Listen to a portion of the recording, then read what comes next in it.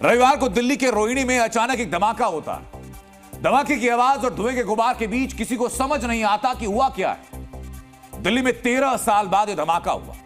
19 साल में पहली बार ऐसा हुआ कि दिवाली से ठीक पहले दिल्ली में बम धमाके होते हैं, और यह धमाका दिल्ली के रोहिणी इलाके में सीआरपीएफ स्कूल के बाहर हुआ।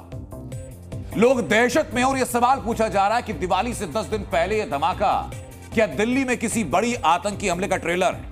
और इसलिए त्योहारों के सीजन में घर से बाहर निकलते वक्त आपको अलर्ट रहना होगा, क्योंकि दिल्ली में ऐसे धमाके कभी भी कहीं भी हो सकते हैं। इस बम धमाके की इन्वेस्टिगेशन में कई खुलासे हो रहे हैं। धमाकों का कनेक्शन खालिस्तान से जुड़ रहा है। धमाकों के पीछे आईएसआई का लिंक दिख रहा है, और सबसे खतरनाक है वो विस्फोटक जो इस बम धमाके में इस्तेमाल हुआ। दिल्ली ब्लास्ट पर एक्सक्लूसिव खुलासों से भरपूर डीएनए इन्वेस्टिगेशन रिपोर्ट आपको जरूर देखनी चाहिए।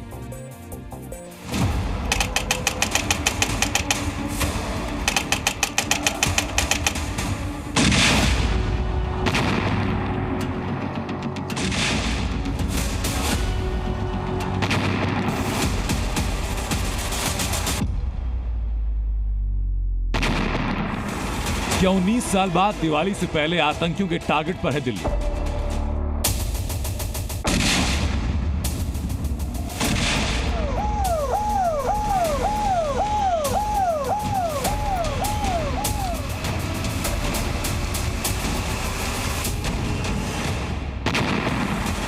क्या एक बार फिर दीपावली पर दिल्ली के बाजारों में धमाके की साजिश?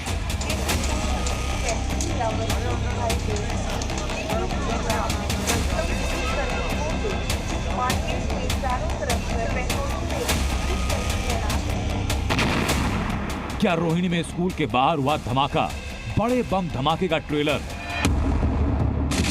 करवा चौथ वाले दिन और दिवाली से ठीक 10 दिन पहले रोहिणी में बम ब्लास्ट हुए, और इससे जुड़े जो खुलासे हो रहे हैं वो बड़े खतरे की आहट बता रहे हैं।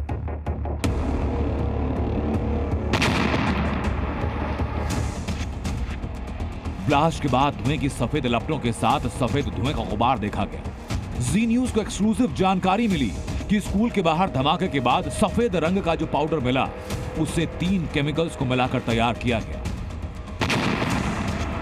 हाइड्रोजन परऑक्साइड फेशियल और ब्लीच में इस्तेमाल होता है। बोरेट ये खेतों में कीटनाशक के तौर पर इस्तेमाल होता है, और नाइट्रेट इस केमिकल का इस्तेमाल कृषि उर्वरक के रूप में किया जाता है। यानी केमिकल्स आसानी से हासिल हो सकते हैं, जिनके जरिए देसी बम तैयार किया गया और यह धमाका हुआ। ब्लास्ट के बाद जब एफएसएल और एनएसजी की टीम मौके पर पहुंची तो जहां पे ब्लास्ट हुआ था वहां से सफ़ेद रंग का एक पाउडर उसके निशान मिले थे। उन्हें जब सैंपल के लिए उठाया, उसकी जांच की, तो शुरुआती जांच में अमोनियम सल्फेट जैसी चीज़ वो लग रही है, जिसका इस्तेमाल फर्टिलाइज़र बनाने में किया जाता है, और साथ में क्रूड बम यानी कि देसी बम बनाने में भी अमोनियम सल्फेट का इस्तेमाल किया जाता है। वायर और पेंसिल सेल भी है जो एनएसजी को जांच के दौरान मिले हैं। तो किस तरीके का ये बम बनाया गया इसकी जांच की जा रही है, लेकिन सफ़ेद रंग का पाउडर वो क्या था? क्या अमोनियम सल्फेट का इस्तेमाल इस बनाने में, बम बनाने में किया गया था, या फिर और भी उसके अंदर कुछ केमिकल डाले गए थे? यानी कि अभी तक की जांच में ये क्रूड बम यानी कि देसी बम जो है वो जांच एजेंसियों को लग रहा है। दिल्ली में बम धमाकों के पीछे खालिस्तानी ऑपरेटिव का शक है, जिसकी वजह है Telegram channel justice league India पर बम धमाके का सीसीटीवी डालकर इस मैसेज को सर्कुलेट किया जाना, जिसमें ऐसे और बम धमाकों की धमकी दी गई। इससे आशंका ये कि खालिस्तानी आतंकियों ने दिल्ली में बम धमाके को अंजाम दिया। इस बम धमाके के पीछे पाकिस्तानी इंटेलिजेंस एजेंसी आईएसआई का भी रोल है, और इस बम धमाके के जरिए खालिस्तान आतंकवाद को हवा देने की कोशिश है। जो टेलीग्राम पर एक मैसेज, पाकिस्तान ऑपरेटेड जो टेलीग्राम चैनल है, उसमें घटना स्थल का जो सीसीटीवी फुटेज था उसमें खालिस्तान जिंदाबाद के नारे और इस घटना को लेकर खालिस्तानियों ने इसको अंजाम दिया, इसको लेकर लगातार एक प्रोपेगेंडा क्रिएट किया जा रहा है, जिसके बाद दिल्ली पुलिस ने टेलीग्राम को एक चिट्ठी लिखी और उनसे उनका जवाब मांगा। तो ये महत्वपूर्ण 3 एंगल है जिस पर दिल्ली पुलिस काम करे। इसके अलावा पिछले कुछ दिनों में देखा कि किस तरीके से नक्सलियों को लेकर सीआरपीएफ एक्टिव रही है और उनको खत्म करने के लिए लगातार जो अभियान, जो ऑपरेशन की है उसे इसे लेकर ये भी अंदाजा लगाया तो हो सकता है कि नक्सलियों ने भी इस धमाके को अंजाम दिया होगा। इस धमाके की जांच में एनआईए से लेकर एनएसजी तक की इन्वॉल्वमेंट बता रही है कि धमाका भले ही छोटा हो, लेकिन मकसद बहुत बड़ा था।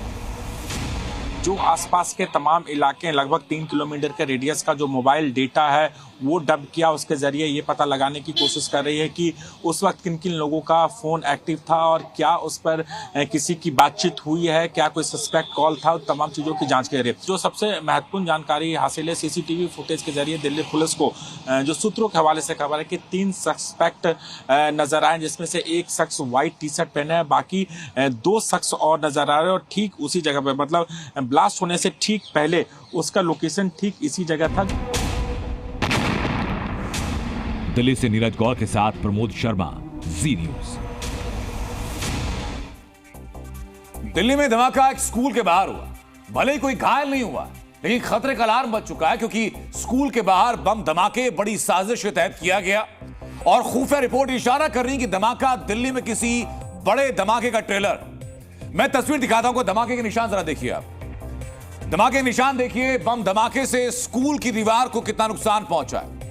मोडस ऑपरेंडी आप देखिए, यह बॉम्ब एक पॉलिथीन में रखा गया, एक गड्ढा खोदकर यह बॉम्ब उसके अंदर दबा दिया गया ताकि किसी की नजर ना पड़े। प्लानिंग ये फुल प्रूफ हो, इसके लिए गड्ढे के ऊपर यह कचरा फैला दिया गया। आप देख रहे हैं ये धमाका हुआ उसी दौरान की तस्वीर में दिखा रहा हूं आप। धमाके का असर आपने स्कूल की दीवार पर देखा, लेकिन जैसे ही यह ब्लास्ट हुआ आसपास के कई घरों के शीशे टूट गए, आसपास खड़ी गाड़ियों के शीशे चटक गए। तो अंदाजा लगाइए कि बम अगर 1 फीट अंदर ना होता तो क्या होता। मैं वो तस्वीर दिखाता हूं एक बार फिर आपको।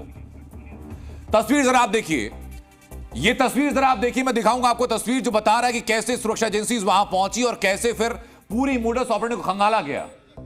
इस तस्वीर के जरिए समझा जा सकता है कि अगर बम 1 फीट नीचे ना होता तो इंपैक्ट कितना बड़ा हो सकता था। ये आप देख रहे हैं सुरक्षा एजेंसीज के लोग हैं जो दीवार के अंदर पूरा देख रहे हैं कि वहां पर कितना बड़ा इंपैक्ट हुआ है। अब मैं आपको सुनाने जा रहा हूं कि चश्मदीद क्या कह रहा है। इस ब्लास्ट का वीडियो बनाने वाले और ब्लास्ट की जानकारी सबसे पहले पुलिस को देने वाले दोनों चश्मदीदों से जी न्यूज ने एक्सक्लूसिव बातचीत की, जिन्होंने बताया कि ब्लास्ट के पहले और बाद में क्या क्या हुआ। उनकी मुंह जुबानी जरा आप सुनिए।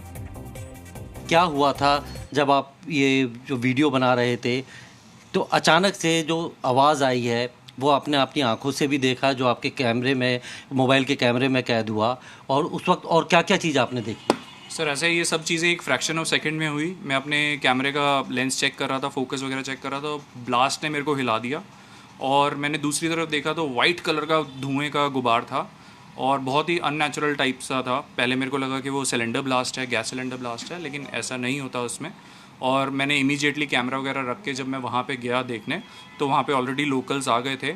इंटेंसिटी का ये ब्लास्ट था क्योंकि आसपास के हम देखते हैं कि दुकानों के बोर्ड या शीशे भी टूट गए हैं। सर देखिए, ऐसा है कि अगर दिवाली वाला बम वगैरह अगर ब्लास्ट होता तो लोग बाहर निकल के भी नहीं देखते हैं, लेकिन उसकी इंटेंसिटी ऐसी थी कि मैं, अगर मेरा वीडियो देखेंगे कि मेरा कैमरा एकदम से शेक हो गया था, मैं भी डर गया था और मैं भी इमीडिएटली कैमरा रख के गया देखने के वहाँ पे क्या हो रहा है कि और ये क्या हुआ। पहले ये लगा कि सीवर लाइन फट गई है, गैस सिलेंडर फट गया है, सीएनजी सिलेंडर फट गया है, यही सारे गैस थे। लेकिन वहाँ जाके देखा कि गड्ढा हो गया और वॉल क्रैक हो गई है, तो वो कुछ अलग ही चीज़ थी। आपने सबसे पहले पुलिस को फ़ोन किया, आपने क्या सुना, क्या देखा उस वक्त?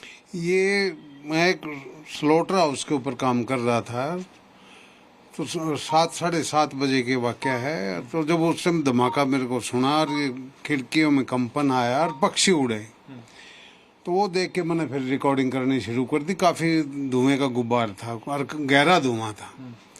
तो उसके बाद 112 पे कॉल की और पुलिस को मैंने इन्फॉर्म किया। पुलिस तुरंत हरकत में आ गई।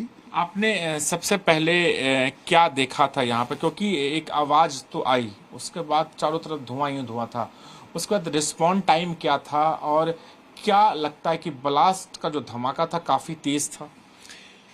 तेज़ था काफ़ी धमाका। और जब भी वहाँ से लेकर मेरा ख्याल ये 3000-2000 किलोमीटर का फासला है और ये खिड़कियाँ में कंपन आया तो ब्लास्ट तो बड़ा था। और उसके बाद धुआं और पक्षी, सब जगह पैनिक तो था ही।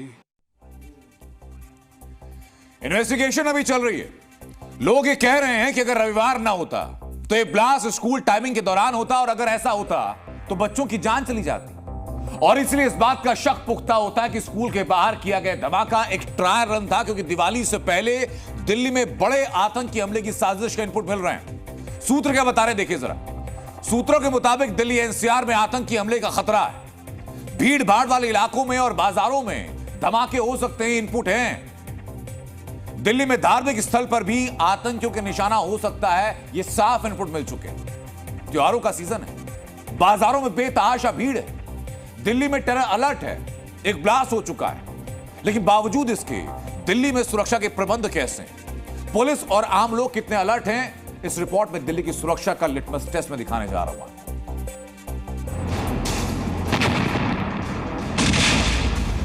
सोचिए अगर ये धमाका लाजपत नगर मार्केट में हुआ होता। सोचिए ये धमाका अगर चांदनी चौक या सदर बाजार में हुआ होता,